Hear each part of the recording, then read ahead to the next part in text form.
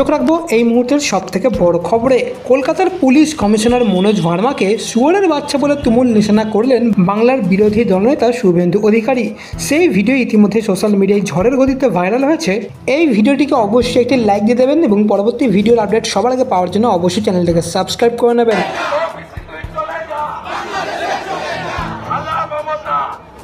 প্রাক্তন করব তোর ভাইপোকে জেলে ঢুকাবো আর মনোজ ভার্মাকে যেখানে ঢুকালো সেখানে ঢুকাবো। ওই শুয়োরের বাচ্চাকে যা করার করবো।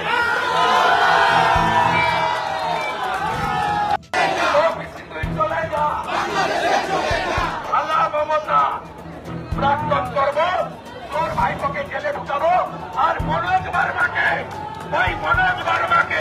যেখানে ঢুকালো সেখানে ঢুকাবো। ওই শুয়োরের বাচ্চা